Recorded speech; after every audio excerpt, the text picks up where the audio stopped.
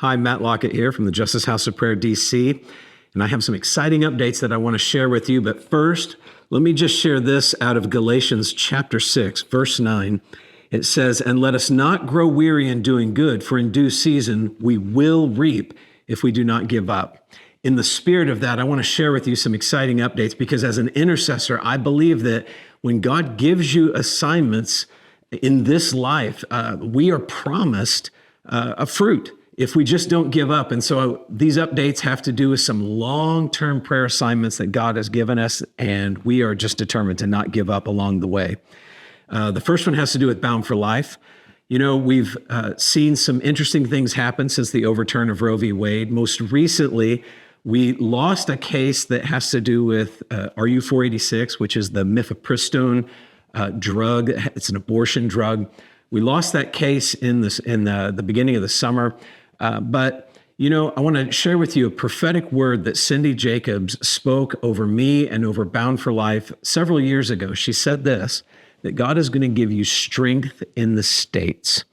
And that is a call, we believe, from God that we are just now beginning to enter into. Of course, we've had chapters in the States for 20 years, but we think that now as the attention is shifting away from the Supreme Court and to what's happening at the state level in light of Roe v. Wade being overturned, we think this is now the timing for that word. We've just recently appointed a new national director for Bound for Life. We've seen Jeremy Jacobs elevated into that role. He has served as a chapter leader, as a regional coordinator for years and years and years, and now he's going to bring leadership on a national level.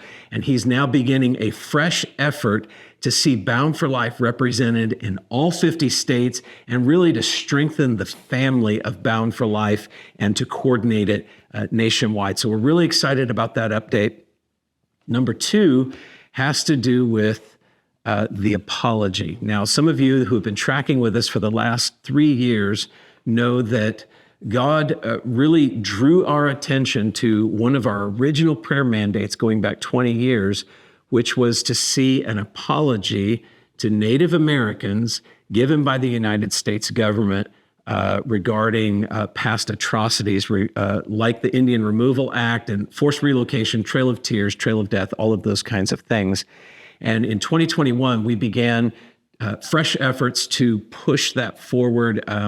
We've made a good faith effort these last few years with the Biden administration trying to bring their attention to this. And really the end goal for the apology is to see a rose garden ceremony that honors and delivers to Native leaders and an apology on behalf of the United States government. We don't think that's all that can be done, but we do think that this is step one. Now, for the last 3 years, things have been kind of quiet, but I want to share with you a dream that I had when we were filming the apology back in 2021. I had a powerful dream where the Lord showed me that the apology would stall until we first dealt with the issue of the Indian boarding schools. Now, I hadn't thought much about that, but the dream was so powerful for me that the Indian boarding schools actually became the focus of part 2 of the film series that we did called The Apology. We focused on that Indian boarding school thing. We began to pray that dream and pray into that topic. And sure enough, we were stunned when we saw the subject of the Indian boarding schools begin to take all of the attention and headlines, both in Canada and the United States. And out of that, the first Native American was appointed by the Biden administration to the Department of Interior, the Secretary of the Interior. Her name is Deb Haaland, and she launched what became known as the Federal Indian Boarding School Initiative, basically to begin to investigate that. Now, it's taken 3 years, and we've been waiting. And sure enough, I feel like I'm in that dream of the apology stalling out, but something exciting has just happened. On Tuesday, the Department of the Interior released their final report on that initiative. And I was reading it and I was absolutely stunned when in the report, they made 8 recommended action items for the government to take.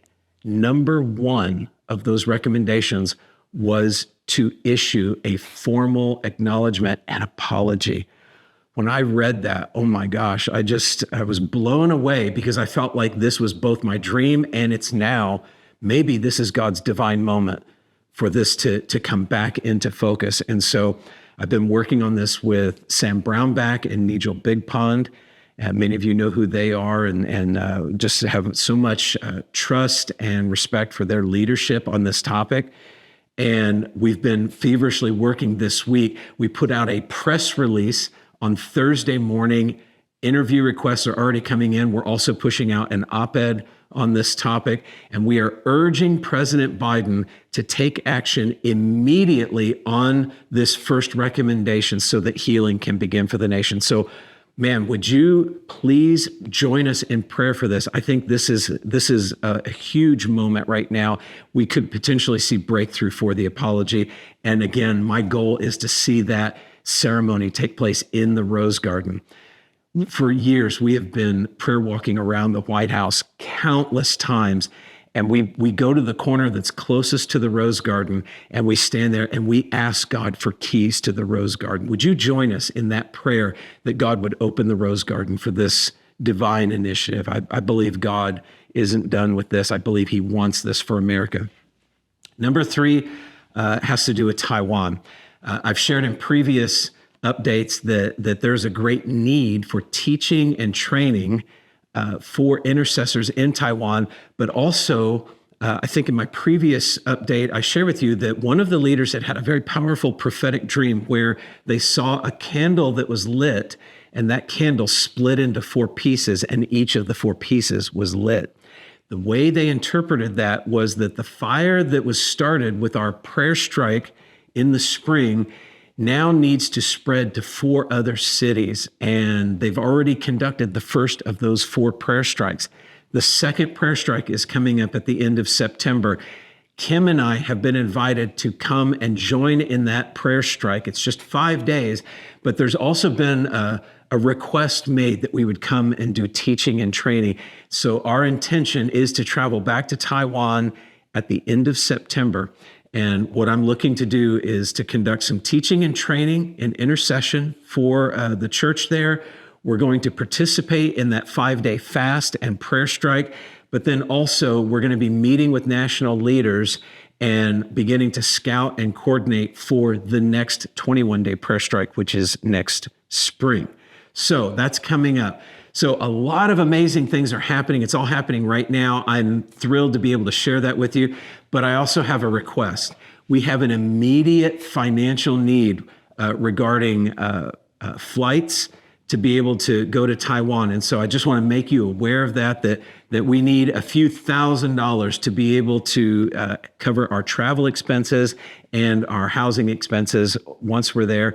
And so I want to just encourage you to go to jhopdc.com/donate to be a part of all of these exciting things that are happening right now. Listen, we can't do it without your support. So you can participate in this, and we're going to be obedient to the assignments that God's giving us, and we refuse to give up. And I believe that we have a scriptural promise that we are going to reap a great reward, but also there's going to be fruit from these efforts. So thank you for listening. And again, I just want to say thank you for all of your prayers and support.